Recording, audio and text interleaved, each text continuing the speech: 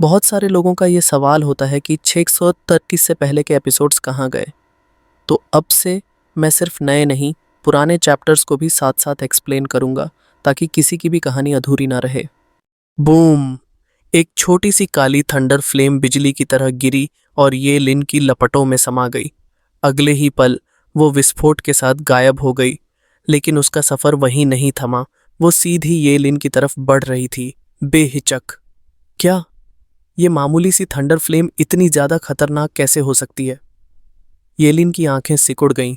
उसने पहली बार उसकी असली ताकत देखी और उस साथ साथ उसके अंदर डर भी उतरने लगा। वो चीज जितनी छोटी दिख रही थी, उससे कहीं ज्यादा जानलेवा थी। येलिन एक कदम पीछे हटा। पूरा शरीर पसीने से तरबतर था। उसने तेजी से हाथों से निशान बनाए और अपनी सोल इग्नाइट की ताकि वो अपनी गोल्डन फ्लेम को और ज्यादा तेज कर सके। उसके चारों तरफ एक चमकदार ज्वालामयी कवच बन गया, लेकिन उसका चेहरा पीला पड़ गया था। उसे अच्छी तरह से पता था कि उसकी फ्लेम्स कितनी शक्तिशाली हैं, लेकिन उस छोटी सी थंडर फ्लेम के सामने शायद ये भी कम ही पड़ जाए। उसने दांत भींच लिए, पर उसका शरीर अब भी कांप रहा था। दूर खड़े वू चिंक्यू की आंखों में चिंता थी। पहली बार उसने अपने घमंडी छोटे भाई को इतने भयभीत हाल में देखा था। एग्जॉल्टेड बाय में सन्न रह गया था। सब कुछ पलक झपकते ही खत्म हो गया। वो ब्लैक थंडर फ्लेम तो उसकी सोच से भी ज्यादा खतरनाक निकली। येलिन ने अपनी सोल जलाकर जो गोल्डन फ्लेम निकाली थी, उसका शक्ति स्तर ऐसा था कि बस सोल को ही उड़ा सकता था। फिर भी वो काली फ्लेम उसे निगल गई।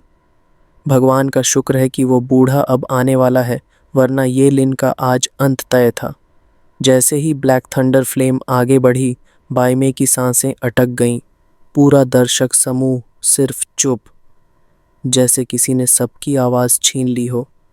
जुओफान की वापसी इतनी ज़बरदस्त होगी, किसी ने सोचा भी नहीं था।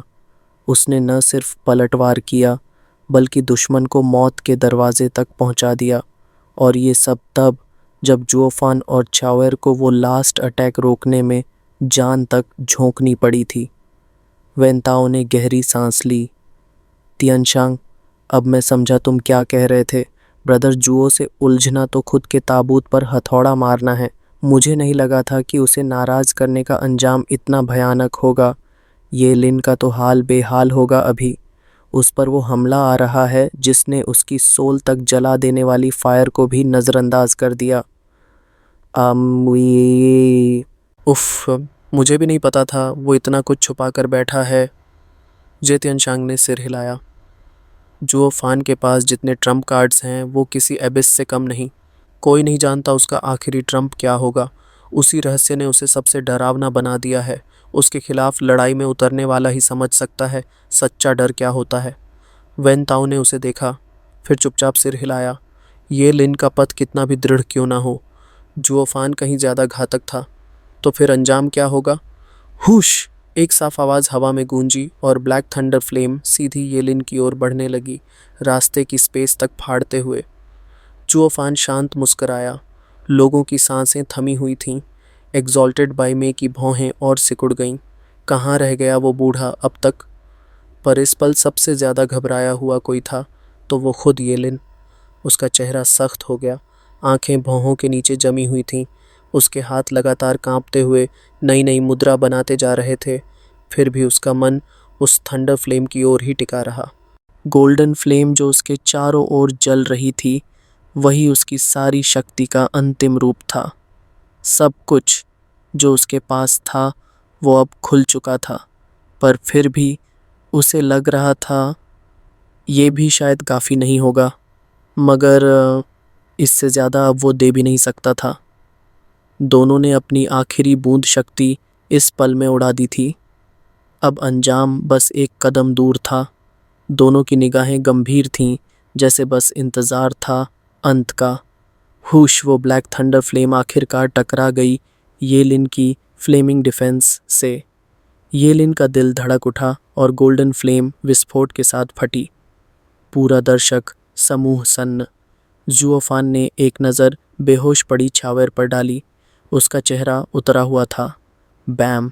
एक जोरदार धमाका। येलिन की दीवार चकनाचूर हो चुकी थी। वो झटका खाकर पीछे गिरा, मुंह से खून उगलता हुआ, लेकिन उसकी आंखें अब भी सामने टिके थीं। वो काली थंडर फ्लेम अब एक सांप जैसी सीधे उसकी ओर बढ़ रही थी। खत्म, सब कुछ खत्म। उसने उस भयानक ताकत के सामने खुद को टूटता हुआ महसूस किया। जूनियर ब्रदर, वू चिंग्क्यू चीखा, बिल्कुल बेबस। चाहे वो वहां पहुंचा भी होता, कुछ नहीं कर सकता था। बाकी सब लोग भी बस देखते रह गए, एग्जॉल्टेड बाय मे की आंखों में चिंता और गहराई। केवल जुओफान ही था जिसकी मुस्कान अब भी शैतानी थी, आंखों में एक अजीब सी चमक, एक खून से सनी संतुष्टि। मेरी बेटी को चोट पहुंचाने की यही सजा है, हरामी। सीजिंग ड्रैगन क्लॉ, एक बुजुर्ग आवाज गूंजी, और उसके साथ ही आसमान में एक हल्की सी बट मैजेस्टिक अजगर की पंजे जैसी छवि प्रकट हुई, जिसने ठीक वक्त पर थंडर फ्लेम सांप को जकड़ लिया और येलिन के आर पार होने से रोक दिया। थंडर फ्लेम वहीं थम गई। येलिन ने राहत की सांस ली, बच गया। जुओफान की भौहें सिकुड़ गईं। उसकी नजरें अब एक बूढ़े शख्स की ओर उठीं, जो धीरे धीरे आसमान से नीचे उतर रहा था। भीड़ हक्का बक्का थी। एग्जॉल्टेड हैरान, यहाँ कैसे? फिर जब उसने येलिन को बचाया, सब कुछ साफ हो गया। तो येलिन कोई मामूली लड़का नहीं है, एक एग्जॉल्टेड भी उसे बचाने आया है। एग्जॉल्टेड बाय मे ने चैन की सांस ली जब देखा कि हैरान सफल रहा। भगवान का शुक्र है, वरना जुओफान ने तो आज येलिन को पूरी तरह खत्म ही कर दिया होता। जुओफान ने नफरत भरी आंखों से हैरान की तरफ देखा और गुस्से में दहाड़ा। इसका मतलब क्या है एग्जॉल्टेड हैरान? टाइम खत्म हुआ क्या? एग्जॉल्टेड हैरान ने धीरे से सिर हिलाया। बच्चा, अंजाम तो तय हो चुका है, अब हार जीत का क्या मतलब? जुओफान का चेहरा और भी सख्त हो गया। डबल ड्रैगन गैदरिंग के अपने कायदे हैं, या तो कोई खुद हार माने या उसे पूरी तरह कुचल दिया जाए, तभी जीत मानी जाती है। एग्जॉल्टेड को मुझसे ज़्यादा ये नियम पता होना चाहिए, वो ठंडी आवाज़ में बोला। पूरा वेस्टर्न लैंड देख रहा है, आप अगर ऐसे ही अपनी मर्जी चलाओगे तो ये डबल ड्रैगन मैनर के नाम पर दाग होगा। हेरैन का चेहरा एक पल के लिए मिचका। ये लड़का ज़्यादा ही जिद्दी है। मुझे पता है कि वो अपनी स्पिरिट बीस्ट के जख्मों से नाराज़ है, पर क्या गैदरिंग की दुहाई देके मुझे ही घेर लेगा? लेकिन हेरैन जानता था कि उसे चीज़ों को शांत करना होगा। उसने एक नज़र येलिन पर डाली, और दे दी। बेटा, अब हार मान ले, तू जीत चुका है क्योंकि तुझे बचा लिया गया है। बस अब खुद को और मत गिरा। ये लिन ने भी जुओफान की ओर देखा, लेकिन उसके मुंह से एक शब्द भी नहीं निकला। एक सेक्रेड बीस्ट इनहेरिटर कभी हार नहीं मानता, वो या तो जीतते हैं या मरते हैं।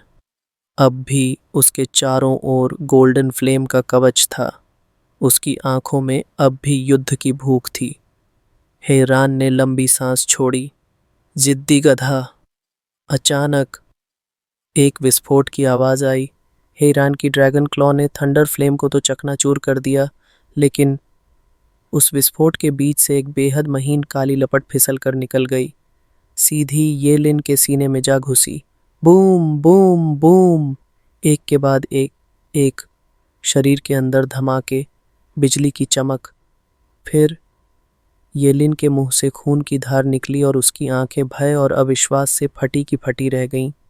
उसके मुंह से कांपती आवाज निकली, वो चीज़ बहुत ही डरावनी है, मैं तो अपनी जान भी दांव पर लगा दूं, तब भी उसे नहीं रोक सकता। मास्टर, मैं हार गया। प्लॉप। येलिन अपने ही खून में गिर पड़ा, सभी को जैसे किसी ने थप्पड़ मार दिया हो। एग्जॉल्टेड हैरान की हथेली कांप रही थी, चेहरा पसीने और सदमे में डूबा। ये कैसे हुआ? वो चीज़ थी क्या? वो खुद उसे रोक रहा था, फिर भी एक छोटा सा हिस्सा येलिन के अंदर घुस गया। वो घबराकर जुओफान की ओर देखने लगा। अब उसकी आंखों में डर था, सच्चा, गहरा, सॉवरेन जैसा डर। पश्चिमी भूमि के दो सबसे ताकतवर नाम, एग्जॉल्टेड डबल ड्रैगन्स। उनके सामने कोई किसी की जान नहीं ले सकता जब तक कि वो खुद इजाज़त न दें। डांकिंग शन जैसे महाशक्तिशाली भी नहीं, लेकिन जो हुआ उसने पूरी सभा को सन्न कर दिया। जुओफान, जो अब तक इथेरियल रेल्म में भी नहीं पहुंचा था, उसने एक ऐसा ब्लैक थंडर फ्लेम स्नेक छोड़ा जिसे देखकर लगता था कि एग्जॉल्टेड हेरान ने उसे पकड़ लिया।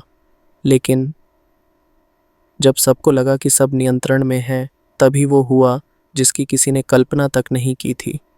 हेरान की क्लॉ टूट गई और ये लिन, जिसे वो बचाने आए थे, बुरी तरह से घायल हो गया।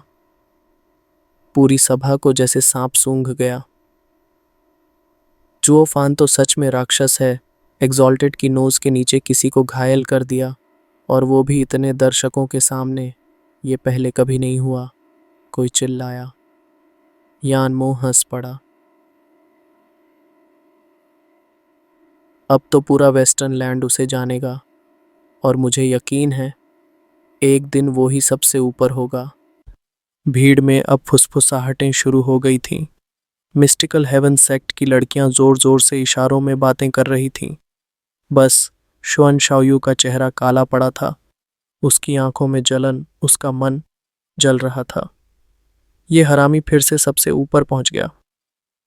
एग्जॉल्टेड बाय में अभी भी चुपचाप खड़ा था। सब कुछ अपनी आंखों से देखने के बावजूद वो मान नहीं पा रहा था कि हे ईरान के आने के बाद भी ऐसा हो सकता था। मुझे भी जाना चाहिए था। फिर उसने सिर हिलाया। हाँ हाँ हाँ, हाइंडसाइट इज़ ऑलवेज परफेक्ट। सब इतनी जल्दी हुआ, मेरे जाने से भी कुछ नहीं बदलता। लेकिन जो थंडर फ्लेम था वो कुछ और ही था। अब सवाल ये है कि येलिन जिंदा है या नहीं। बायमे की नज़र उस पर टिक गई, क्योंकि येलिन ही उसका भावी शिष्य था। जूनियर ब्रदर, वू चिंग्क्यू भागा और येलिन को अपने हाथों में थाम लिया। एग्जॉल्टेड हेरान अब तक शॉक में था, और अब जब होश आया तो उसने जुओफान की ओर देखा, आंखों में अचंभा और कहीं न कहीं डर। अगर ये लड़का आज मेरी कला को पार कर गया तो आगे क्या करेगा? ये असली राक्षस है, जो अनंत संभावनाओं से भरा है। अब जोफान ने देखा येलिन गिर रहा है, और एक संतुष्टि भरी मुस्कान के साथ उसने खून उगल दिया। फिर वो छावर के पास गिर पड़ा, कमज़ोर, पीला और थका हुआ। उस ब्लैक थंडर फ्लेम की कीमत खुद उसकी देह ने चुकाई थी। एग्जॉल्टेड हेरान समझ गया, इसने खुद को जख्मी किया बस अपने दुश्मन को गिराने के लिए। ये लड़का येलिन से कम घायल नहीं है। लेकिन येलिन, वो मरा? होश में आते ही हेरान झपटा। वू चिंग्क्यू, तुम्हारा भाई कैसा है? वू चिंग्क्यू ने झुककर कहा। धन्यवाद एग्जॉल्टेड, स्थिति गंभीर है, लेकिन उसकी सांसें अभी चल रही हैं। उसे बचाया जा सकता है। हेरान ने राहत की सांस ली और फिर सुना जुओफान की बड़बड़ाहट। तो सांसें अब भी चल रही हैं। वो साला बूढ़ा ज़्यादा ताकतवर था। अगर उसकी क्लॉ ने ज़्यादा अब्जॉर्ब ना किया होता तो येलिन का काम तमाम था। हैरान की भौहें तनी। अबे ओ लड़के, मैं यहीं खड़ा हूँ। क्या सोच रहा है कि धीरे बोलने से मुझे सुनाई नहीं देगा? क्या मैं और बेइज्जत दिखूं? फिर वो थोड़ा शांत हुआ और बोला, तुम दोनों रेयर टैलेंट हो इस भूमि के। हम नहीं चाहते कि तुम में से कोई मरे। मैं येलिन की मदद को गया, लेकिन अगर तुम होते तो तुम्हारे लिए भी यही करता। जुओफान चुपचाप लेटा रहा। उसे पता था हेरन के आते ही छावेर का बदला पूरा करना और येलिन को मारना लगभग नामुमकिन हो गया। पर वो ये नहीं जानता था कि उसकी थंडर फ्लेम एग्जॉल्टेड हेरन की क्लॉ को भी चकमा दे देगी। अब उसका गुस्सा थोड़ा कम हो चुका था। बस एक चिंता बची थी, छावेर की हालत। हनन की एक बार फिर वो सफ़ेद रोशनी वाली बीम प्रकट हुई। हेरान सबसे पहले वहां पहुंचा। समय समाप्त। निर्णय अब निर्णायक पर छोड़ा जाएगा। वो वहां से चला गया। वू चिंग्क्यू ने जोफान की ओर देखा। आंखों में एक अजीब सा भाव था, सम्मान और शायद थोड़ी असहायता। उसने अपने दल को इशारा किया, पीछे हटो। डीमन स्कीमिंग सेक्ट के शिष्य जुओफान की ओर दौड़े। थंडर रिंग में छावर को रखा गया और किसी ने जुओफान को सहारा देकर रोशनी के पार पहुंचाया। धीरे धीरे सभी लोग उस घाटी को छोड़कर चले गए। बस एक आदमी रह गया, डंकिंग शन। बच्चे, तू पहला है जिसने एग्जॉल्टेड हे रान की आंखों के सामने किसी को घायल किया है। हाँ हाँ हाँ। और वो भी गायब हो गया। क्लैप। टीम्स जैसे ही वापस आईं, तालियों की गूंज छा गई। येलिन और जुओफान की लड़ाई, वो कोई आम भिड़ंत नहीं थी, ये ताकत की चरम सीमा थी। सब ने अब मान लिया कि पश्चिम की भूमि में अगला राजा कौन होगा। खांस, खांस। जज ने गला साफ किया और जुओफान की ओर देखा, जिसे कुई लांग सहारा दे रहा था, और फिर वू चिंग्क्यू की पीठ पर बेहोश येलिन। मैं 5 बार डबल ड्रैगन गैदरिंग का निर्णायक रहा हूँ। मैंने कई डिसाइपल्स देखे हैं, लेकिन तुम दोनों ने मुझे पहली बार उम्मीद से भर दिया। कमाल किया तुमने। फिर उसने चेहरा गंभीर किया। अब निर्णय सुनाया जाता है। इस लड़ाई में अल्टीमेट क्लैरिटी सेक्ट से एक घायल और डीमन स्कीमिंग सेक्ट से भी एक घायल। परिणाम बराबरी। रुको। वू चिंग्क्यू की आवाज गूंजी। सबकी नजरें उसकी ओर गईं। उसने जुओफान की ओर देखा और बोला, इस टीम फाइट का फैसला येलिन और जुओफान की भिड़ंत पर था।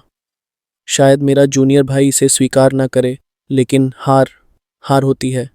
येलिन हार गया है, मतलब ये कि अल्टीमेट क्लैरिटी सेक्ट हार चुका है। जज कुछ पल के लिए सन्न रह गया, फिर सिर हिलाया। वू चिंग्क्यू, टीम की हार पूरे सेक्ट को प्रभावित करती है। क्या तुम्हारे एल्डर्स इसे मानेंगे? मुझे पता है तुम उन चंद सेक्ट्स में से हो जो बिना किसी वेनरेबल के आए हैं। इसका मतलब है कि तुम्हारे एल्डर्स को तुम पर पूरा विश्वास है। अल्टीमेट क्लैरिटी सेक्ट हमेशा से ही निस्वार्थ रहा है। हमें न तो नाम की भूख है और न ही दौलत की। हार हार होती है, बात यहीं खत्म हो जाती है। अगर थोड़े से फायदे के लिए अपने मार्ग को मोड़ना पड़े तो वो हमारे पंथ के विरुद्ध होगा। वू चिंग्क्यू ने गर्व से सिर ऊंचा किया और पूरी सभा की सराहना बटोर ली। जज ने सिर हिलाया और गंभीर स्वर में घोषणा की, तो फिर 9 महान सेक्ट्स में प्रथम स्थान मिलेगा। वो रुका, नजरों से डीमन स्कीमिंग सेक्ट की ओर देखा। सारे फींड्स तो जैसे पागल हो उठे।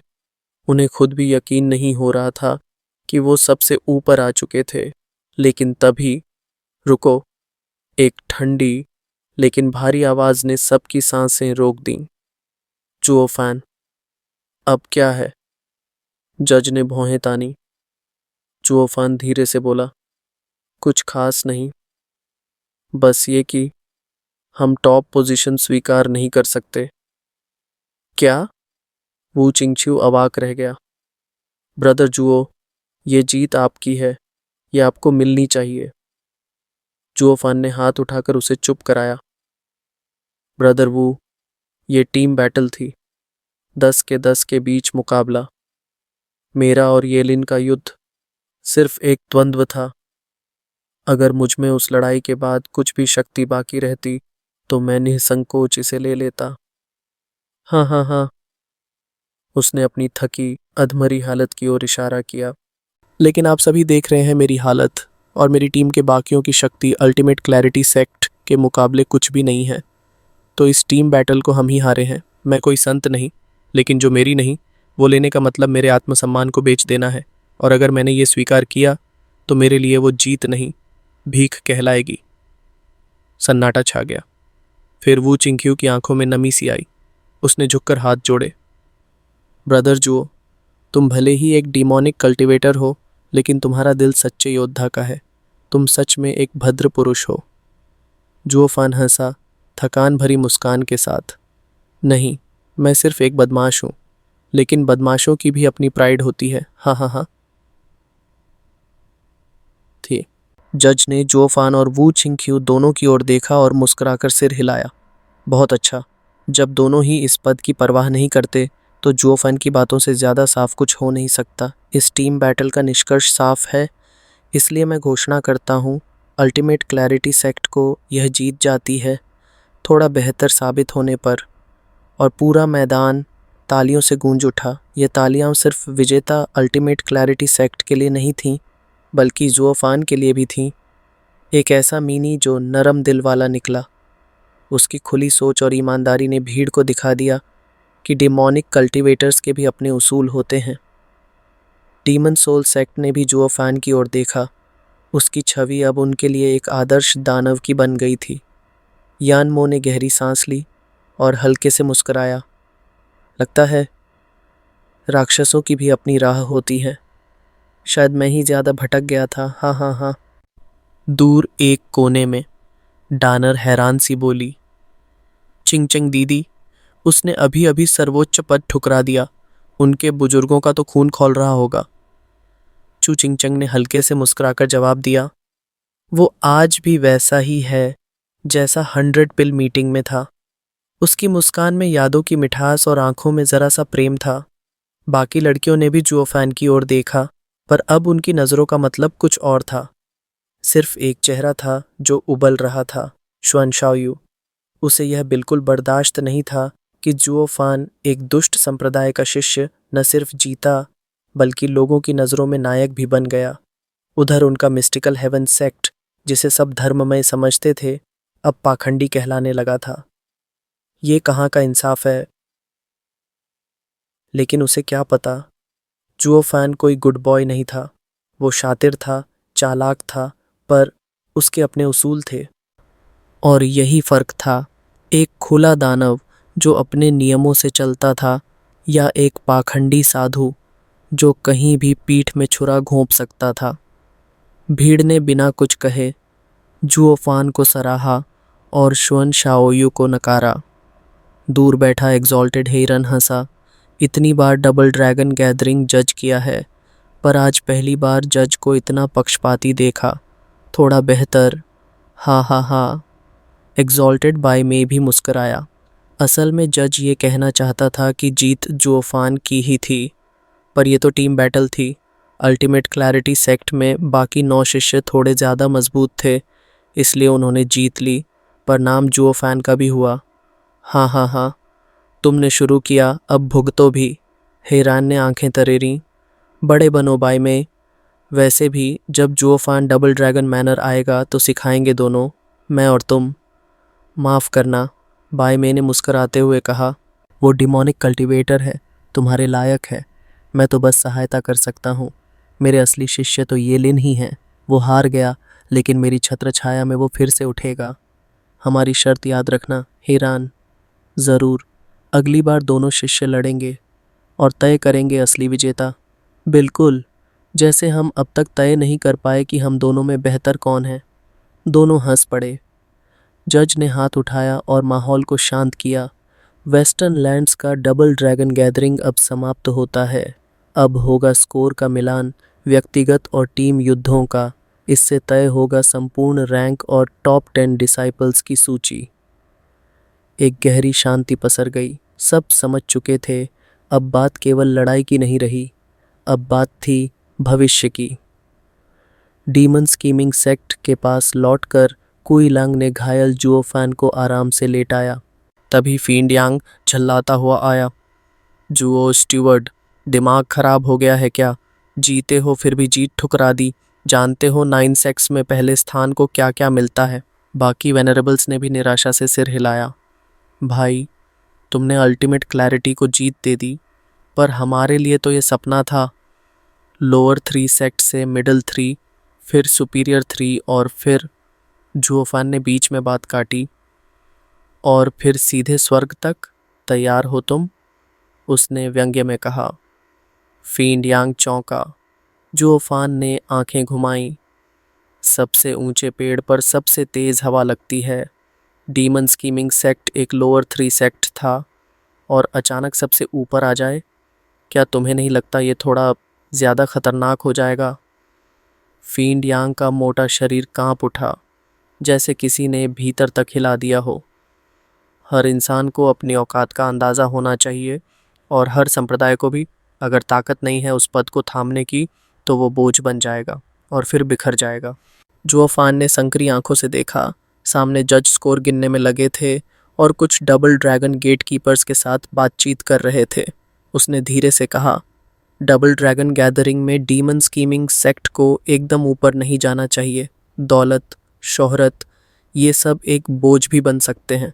हमारा संप्रदाय अभी बहुत कमज़ोर है, और अगर अचानक शीर्ष पर पहुंचा तो हर तरफ से हम पर वार होंगे।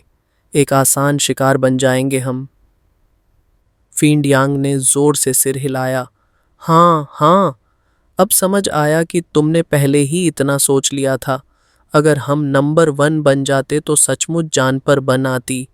फिर उसने अपने माथे से पसीना पोंछा और कहा, हे भगवान, हम जैसे बुजुर्गों को तो अब शर्म आनी चाहिए। आंखों में धूल थी हमारी। जुओफान, शुक्र है कि इस बार की गैदरिंग तुम्हारे हाथ में थी। बाकी वेनरेबल्स ने भी चुपचाप सिर झुकाए।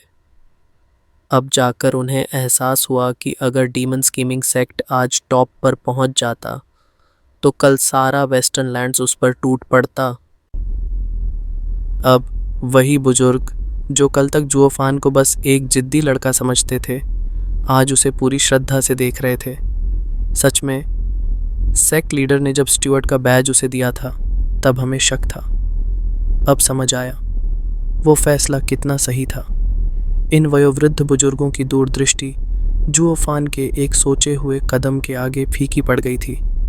उन्हें अपनी बुद्धिमानी पर अब शर्म आ रही थी। अब उन्हें याद आया, अगर जुओफान स्टुअर्ट नहीं होता तो शायद ज़ॉम्बी पिल किसी को देने की बात आते ही उन्होंने विद्रोह कर दिया होता। लेकिन आज वो सब पूरी तरह जुओफान के फैसले से सहमत थे, क्योंकि मुश्किल वक्त में भी जुओफान की सोच शांत और गहरी रहती थी। उसकी नज़र इन पुरानी हड्डियों की पहुंच से कहीं आगे देख रही थी। एक सच्चा रणनीतिकार, एक ऐसा दानव जो खेल जीतने में नहीं, पूरा युद्ध जीतने में यकीन रखता था। स्टेज के बीचों बीच 3 बुजुर्ग डबल ड्रैगन मैनर के न्यायप्रिय एल्डर्स एक सिल्क की चादर पर लगातार कुछ लिख रहे थे, अंक जोड़ते जा रहे थे। एक एक सेक्ट का स्कोर तय हो रहा था।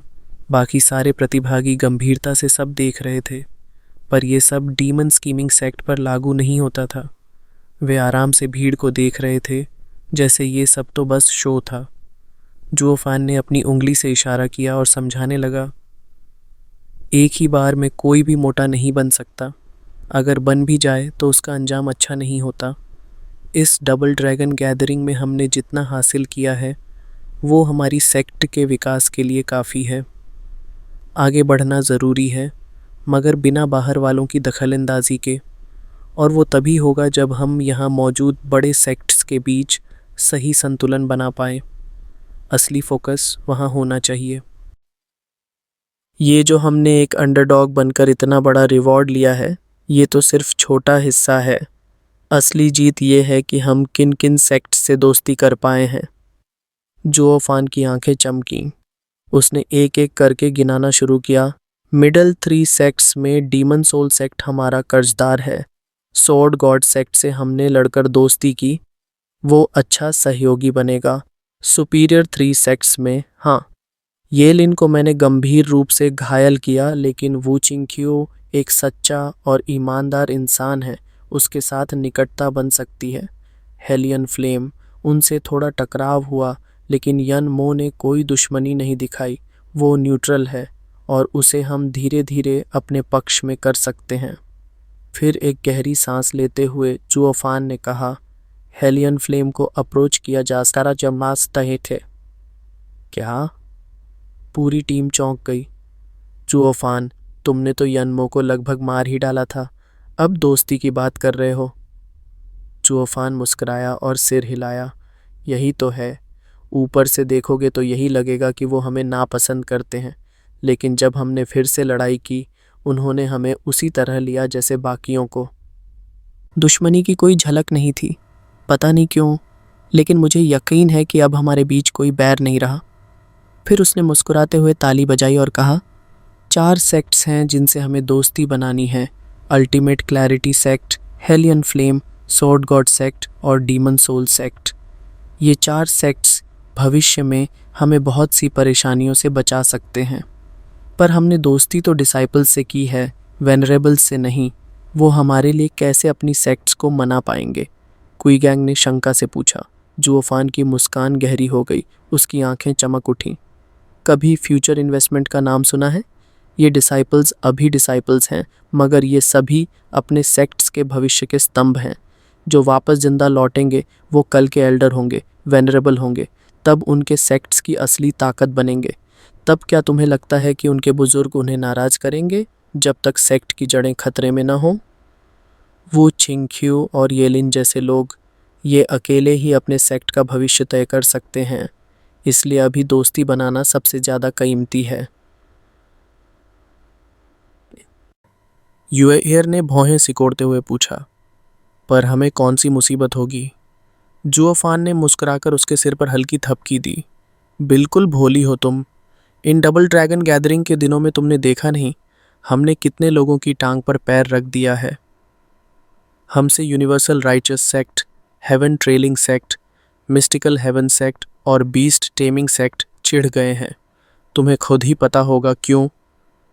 फींड यांग ने सिर झटकते हुए कहा, काश मुझे पहले से पता होता तो शायद मैं उनसे पंगा ही ना लेता। अब दोस्त बने न बने मगर दुश्मन तो पक्के हो गए। जुओफान ने आंखें घुमा दी। अरे पागल हो क्या? डबल ड्रैगन गैदरिंग में भाग ले रहे हो और डेथ मैच में बिना किसी को नाराज किए जीतना चाहते हो। माना ये खेल है मगर असल में ये जंग है। सवाल ये नहीं है कि किसे नाराज करोगे।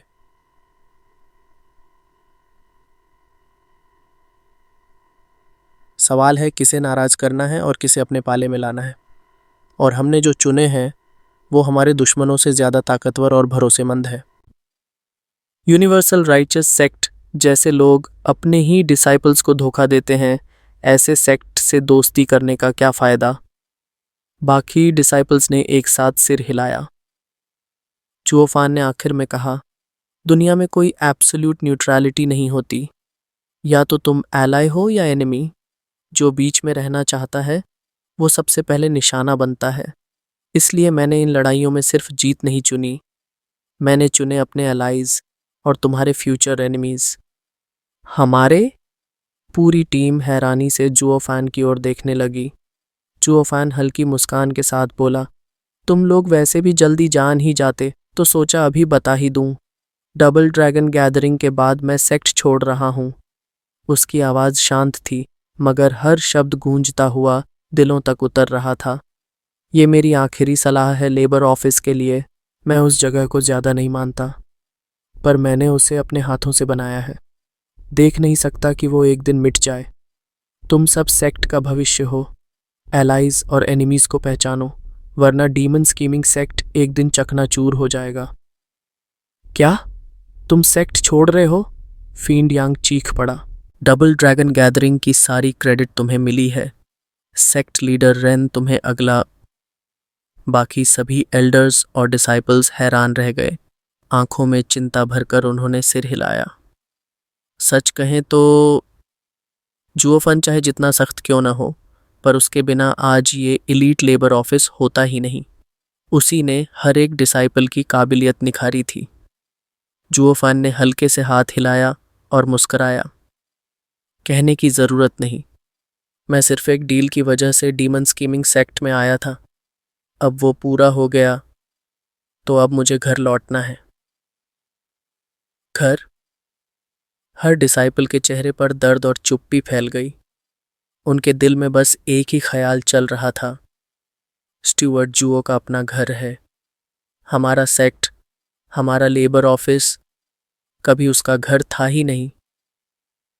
फींड यांग ने थके स्वर में सिर हिलाया। ठीक है, हम तुम्हें रोकेंगे नहीं, मगर याद रखना अब तुम्हारा घर एक नहीं रहा। लेबर ऑफिस के डिसाइपल्स, एल्डर्स और वेनरेबल्स, कोई भी तुम्हें नहीं भूलेगा। तुम जब भी लौटोगे हम तुम्हें हमेशा स्टीवर्ट जुओ ही कहेंगे। यूएलिंग की आंखें नम थीं। लेबर ऑफिस के पास कभी कोई स्टीवर्ट था ही नहीं, लेकिन जब से तुम आए सब ने तुम्हें यही नाम दिया, जैसे कोई क्लैन हो।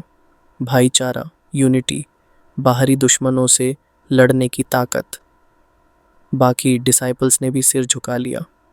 जो फैन उनके लिए सिर्फ कोई उपाधि नहीं बल्कि उनकी आत्मा था। जुओ फान की पलकों में थरथराहट आई। उसका दिल पत्थर था मगर उसने कब सोचा था कि वो किसी को पीछे छोड़ते हुए कुछ महसूस करेगा। उसने यूएहेयर और कुई गैंग को कल्टीवेशन दिलाई, एलीट लेबर ऑफिस बनाया, इनर सेक्ट को हंसी का पात्र बनाया, डिसाइपल को सम्मान और आत्मबल दिया, और बिना जाने ही वो जगह घर बन गई। पर वो जगह उसकी मंजिल नहीं थी। जुओफान ने लंबी सांस ली और एक थकी मुस्कान दी। उसकी डीमन स्कीमिंग सेक्ट की यात्रा पूरी हो गई थी और बुरी नहीं थी। तभी डबल ड्रैगन गैदरिंग के स्कोर्स तैयार हो चुके हैं। कृपया जांचें एग्जॉल्टेड लॉर्ड्स। स्टेज से एल्डर की आवाज़ गूंजी। तीनों जजेस ने झुककर आदर दिखाया। एग्जॉल्टेड हेरान ने सिल्क शीट उठाई। एग्जॉल्टेड बायमे ने सिर हिलाया। फिर न्यायाधीश ने मंच की ओर मुड़ते हुए 9 सेक्ट्स को संबोधित किया। डबल ड्रैगन गैदरिंग में 9 सेक्ट्स की रैंकिंग तय हो चुकी है। सभी डिसाइपल्स स्टेज पर आईं और एग्जॉल्टेड लॉर्ड्स के शब्द सुने। यस। हर डिसाइपल ने हाथ जोड़कर सिर झुकाया और मंच पर आ खड़े हुए। यहाँ तक कि बुरी तरह घायल जुओफान को भी सहारा देकर लाया गया। कौन गिरा, कौन चढ़ा, सब उस रेशमी चादर पर साफ साफ लिखा था।